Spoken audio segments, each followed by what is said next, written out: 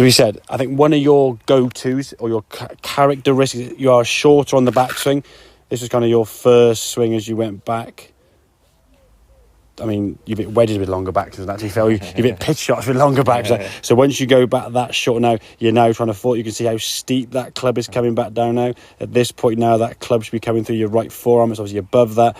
As you come into it, you'll just nobble the ball there. You can sort of see the ball there now, just about sort of flying over the yellow markers and just sort of scattering down there. If you then try to get it up a bit more, you sort of lean back and hit up on it, the face left wide open. And again, if your shots are doing that, the three things that you would probably fall into, the one you tend to do is hang back this way. But if you're hitting the ball to the right, you hang back to try and hit left, you flick it with your arm, you get this sort of like bent and cupped wrist here to try and sort of send it left, or you just swing the club to the left, all of which are going to cause that ball to probably go further right at a sacrifice of contact as well. So once you get this shape of shot more by doing that club up and just turn him a little bit, okay, and you're starting to get, you can see yourself figuring out a way of doing it with the club on the ground. You can see that you sort of rather move the club that way and do this and do that, you're just going, okay, I just move around the club a little bit. You feel less conscious, sort of going sword up there, do it, and then dropping down. Yeah, so at least you find a way of getting more control of that club face.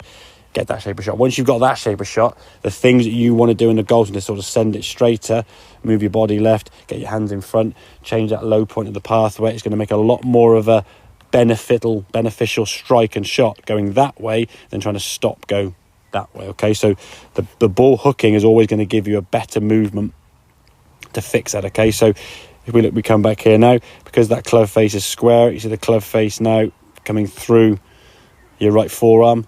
At that point, that club is probably a smidgen open, I would say. This was kind of at the start of the session. Now, this one sort of went sort of towards that tree down there, okay? If that club face now in that wrist position there, the club face was there, this would have gone there and done that. This one kind of went there and did a bit of that, okay? Wasn't miles offline, but the club coming back in here now.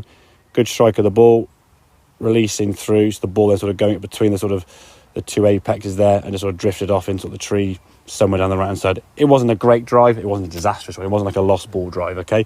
But generally speaking, the last half dozen or so, we're seeing a little bit more that way or that way, okay? And once you kind of get that feeling, you're able to then move, as I say, better, move to your left side, complete the backswing, which will help you now stay more behind the ball and stay more on the inside. If you get short and jabby, you're like, ugh, trying to hit it. And once you lose confidence with this club, I know it seems defeatist.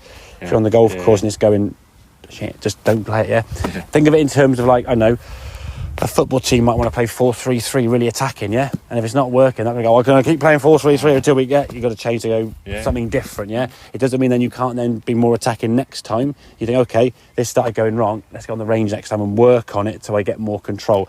And I would always say for you, if you can't feel it on the golf course, which is going to happen, and you've got no idea where the club is, look at the ball flight. If it's carving to the right, I'm sure you're aware now, you know, the face is open. So if it's doing that, you've got to change that at setup by doing the things we tweaked there.